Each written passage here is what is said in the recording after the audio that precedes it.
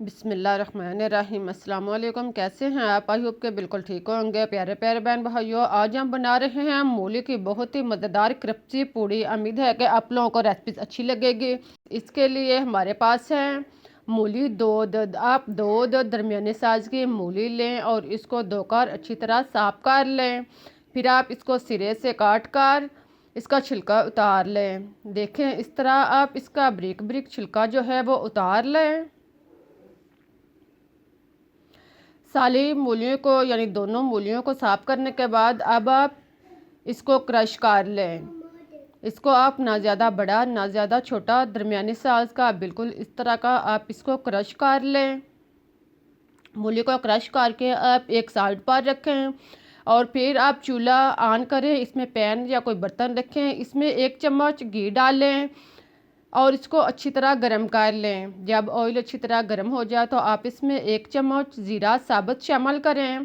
साथ में आप 1 चम्मच सुरख मिर्च कुटी हुई डाल लें और फिर आप इसमें नमक 1 चम्मच या आप टेस्ट के मुताबिक ले सकते हैं। नमक डालने के बाद अब आप इसमें अजवाइन आधा चम्मच शामिल कर लें।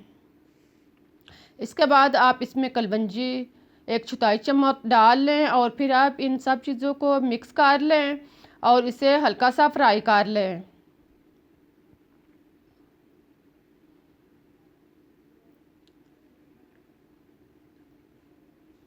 अब आप इसमें 1 कप पानी शामिल करें।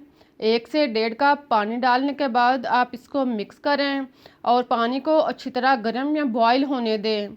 जब पानी बॉयल होना शुरू हो जाए तो आप इसमें क्रश मूली शामिल करें। 1 कप क्रश मूली डालने के बाद आप इसको मिक्स करें और 3-4 मिनट तक इसको पकने दें। जब मूली अच्छी तरह नरम हो जाए तो आप इसमें 1 कप चावल का आटा शामिल करें। चावल का आटा डालने के बाद आप इसको अच्छी तरह मिक्स करें और चम्मच लाकर इसको सख्त होने तक, गाढ़ा होने तक पकने दें। जब इसका पानी अच्छी तरह खुश्क हो जाए और यह गाढ़ा हो जाए तो आप इसको अच्छी तरह मैश कर लें। इसको चम्मच के साथ अच्छी तरह मिक्स करें और मैश करें। फिर आप ढक्कन बंद करके इसे 4-5 मिनट के लिए इसी तरह पड़ा रहने दें और चूल्हा बंद कर दें। इसके बाद आप 4-5 मिनट के बाद आप ढक्कन ओपन करें। आप देखें कि अब आटा जो है वो नरम हो चुका है। आप इसको एक बाउल में या परात वगैरह में निकाल लें और इसको अच्छी तरह गूंद लें। साथ में आप 1 से 2 चम्मच ऑयल लगा लें और साथ में हरा धनिया कटा हुआ डाल लें। इसके बाद आप इसको अच्छी तरह गूंदें जैसे आम आटे को गूंदते हैं, लेकिन इसको आप आम आटे से ज़रा सख्त रख कर गूंदें। देखें, इस तरह आप इसको अच्छी तरह गूंदने के बाद आप इसे 8-10 मिनट के लिए छोड़ दें।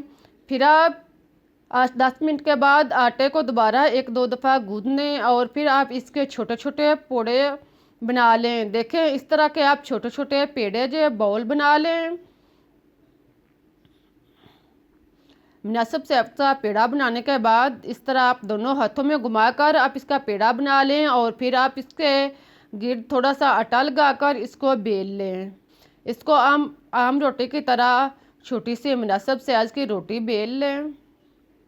इस तरह की रोटी बेलने के बाद अब आप इसके ऊपर कोई बाउल या गिलास या कोई भी गोल सा सांचा इसके ऊपर रख कर आप गोल सी पूड़ी इसके अंदर निकाल लें। देखें, इस तरह आप बहुत ही आसानी से बहुत ही अच्छी पूड़ी तैयार कर सकते हैं। बिल्कुल इस तरह की मुनासिब साइज़ की आप पूड़ी बना लें। इसी तरह आप बाकी सारियाँ पूड़ियाँ भी तैयार कर लें। पहले आप इस तरह इसकी रोटी सी तैयार करके रख लें। फिर आप ऑयल अच्छी तरह गरम करें। पैन या कढ़ाई में अच्छी तरह ऑयल को गरम करने के बाद अब आप एक एक करके या बर्तन के रिक्वायर के मुताबिक इसमें पूड़ियाँ डालते जाएं और इसको ऊपर से दबाते जाएं। जब आप इसे दबाना शुरू करेंगे ये तो फूलना शुरू हो जाएगी। जब यह एक साइड से फूल जाए तो आप दूसरी साइड चेंज करें और दोनों साइड से इसको अच्छी तरह ब्राउन कर लें। देखें, इस तरह बहुत ही मज़ेदार और क्रिस्पी पूड़ी तैयार हो चुकी है। आप बाकी पूड़ियाँ भी इस तरह तैयार कर लें। बहुत ही मज़ेदार और टेस्टी रेसिपी है। जब आप इस तरीके से मूली की ये पूड़ी बनाएंगे तो आप मूली का पराठा खाना भूल जाएंगे।